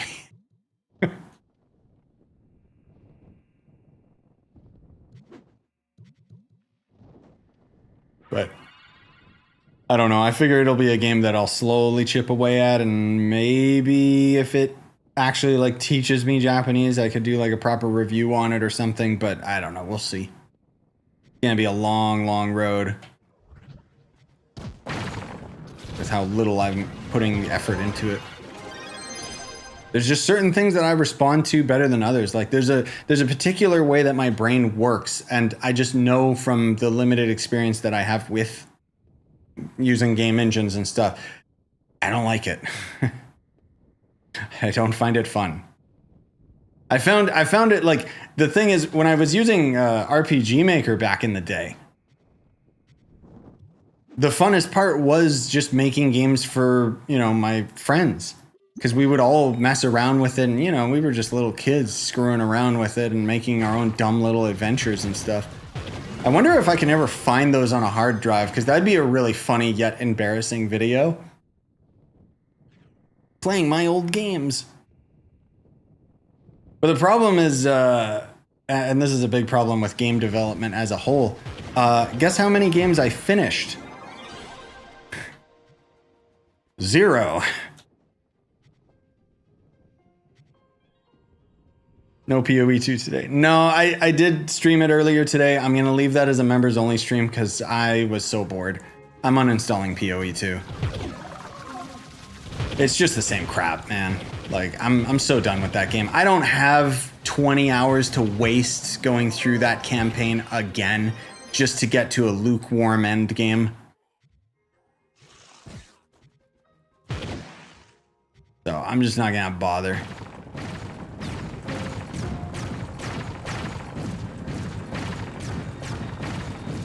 Just ask your wife to teach you? No, she's not a teacher, and that's just such a unheard of waste of time. I've tried before. I've tried to like actually like learn Japanese through like other the best app I would say, even over Duolingo in form of Japanese, is there's a game called Human Japanese, I think, or maybe it's not a game, it's more of an app. But that one's really good. That's what kind of taught me like the basics of it. But the big problem that I always have with all of those study apps is they start like going on their tangents, like explaining the history and all this stuff. And it's like, bro, I don't give a crap. I don't care about my own Canadian history. You think I care about Japan's history? Bro, just teach me the language and shut up. But they end up going on these rants about like the origin of this and oh, here's where kanji came from. It came from China and stuff. I don't care.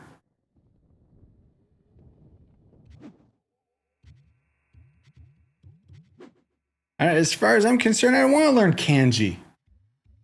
Way too complicated.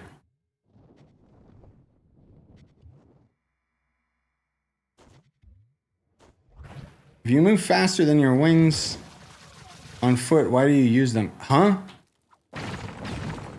So that I can zone out and focus on having more max jump overall, because it's still gonna waste a lot of max jump if I keep jumping. But if I just start gliding, then it means that I can just look at chat and stuff. I don't know.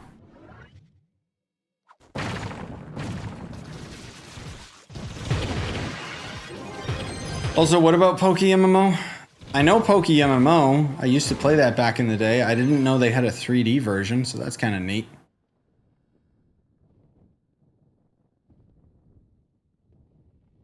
Might have to check that out.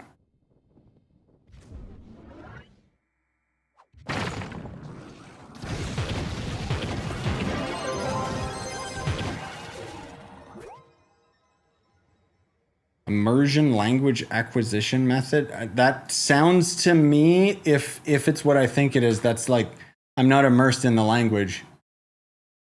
Surrounding oneself with the target language. Yeah, no. It's not gonna happen. I don't live in Japan. I get it.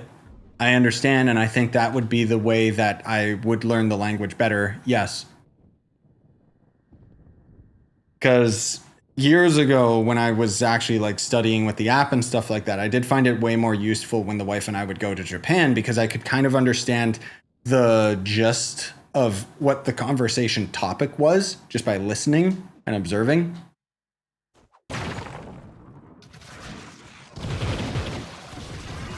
I also think that if you lived there, you would almost be forced to learn the language, which would not be a comfortable feeling. You'd be learning it out of necessity.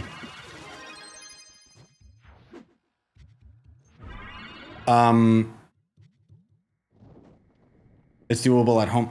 Actually, yeah, no, you're right, because when I was picking up on all of that stuff, I remember that was also the time when I was still really into anime, which I'm not anymore, and that's kind of the problem. Yeah, like watching or listening to podcasts and blah, blah, blah, blah, blah. Yeah, I get it. I might look into it, but at the same time, I also have my ADD to consider and the fact that I don't know. I'm gonna be real. I want to know Japanese because I think it would be very useful. But at the same time, is it a high priority for me? No, not.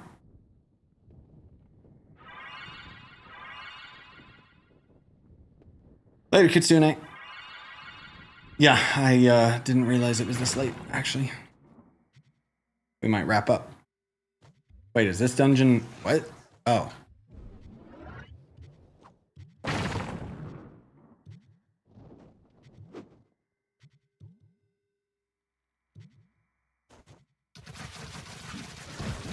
No, for me, like, if I'm being real, the thing that I'm passionate about is video games.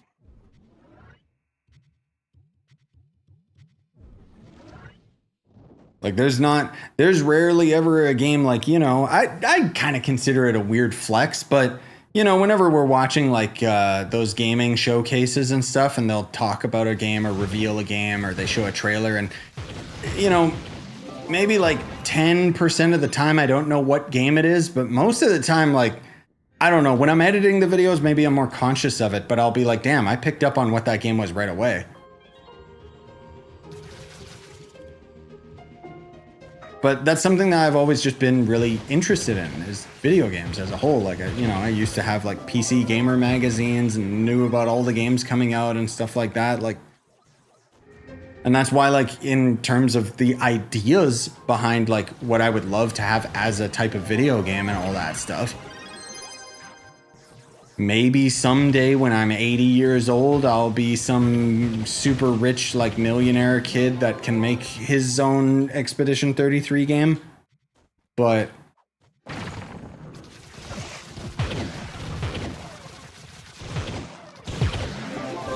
the same time, I am okay if that never happens.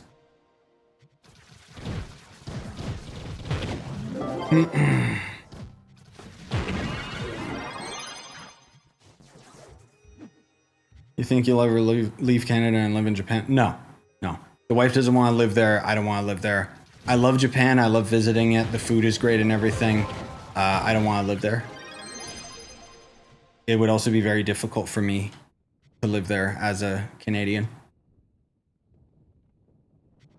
A lot of Japan is very traditional and very, like, as much as I love modernized Japan, there's a lot of tradition and super old boomer way of thinking, especially when it comes to jobs.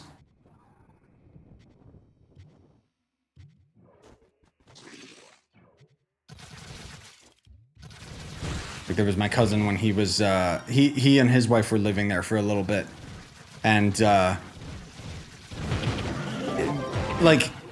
it's not like one is better than the other. It's more so just like how the Japanese approach work. They work to live, or no, what is it? They live to work, and then we in the West work to live. That's the best way I can put it. Like, my cousin, when he was working there, like, his coworkers would brag about like how long they would work for the day.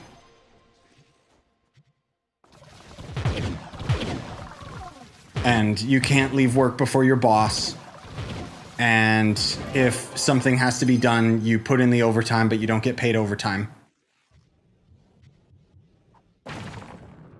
Not necessarily everywhere works like that, but it's just a difference of culture. And I mean, arguably, yes, I'm Mr. YouTube, so it wouldn't technically matter, but the wife wants to live in Canada in the first place. Like that was one of the big things about when we first were developing our relationship. But anyway, I think that is enough of a grind. Yeah, I got a recent mods video for 2025. Later, Denala. Oh, do you like competitive skill-based games? I do to a point. I kind of overkilled that with Halo back in the day. Like I used to actually be quite competitive with it. Nowadays, I'll take PvE. Thank you very much. I don't like PvP. I find it too stressful because I'm using games to de-wind.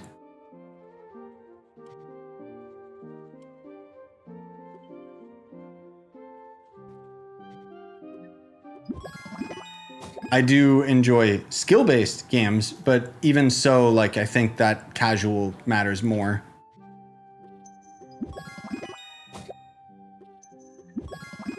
Oh my. Got really lucky with these.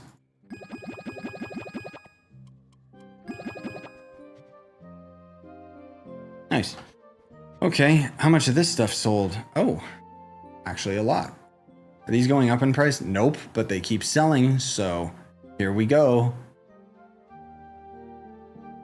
Nah, but they keep selling, so I'm just gonna sell them for the same amount. Haha.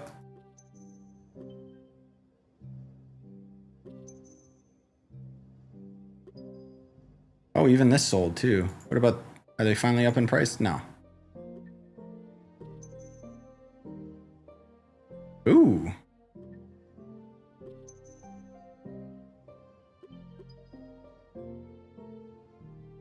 You know what? Seems like it sold for that anyway. It's just a stupid club tax thing or whatever. Oh, those are slowly going up. That's nice. That's not really, but I guess money's money. Yeah, may as well. What about these heads? Still garbage. What about this ally? Garbage. What about this ally? Also kind of garbage. Anyway, what class would you recommend playing for practicality? Practicality, what does that mean? Depends what you're chasing. If you're looking for all around, Neon Ninja is going to be best. At least in terms of end game, in my opinion. Otherwise, Shadowhunter's my favorite. So, do you think crit damage cap should be raised due to the fact converting gems to Mystic gives a lot more crit damage? Yeah, I don't. Ask the devs, man. That makes a lot of sense. I didn't know that our crit damage was capped. That makes a lot of sense why the damage was worthless. Yeah, Boomeranger's a really good all-around character.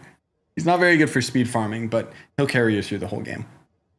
Because the thing that I noticed, I don't know if you guys noticed when I did that video at 59 KPR or whatever, like I was not much stronger than the initial cosmic gems. And then I heard reports from a lot of our people that they were fighting alongside someone with completely maxed out gems and all they had was their cosmic gems and they were still doing just as much because light's all that really matters at the end game anyway. So maybe it's because the crit is limited, but anyway. Appreciate you guys coming out. Sayonara and stay epic.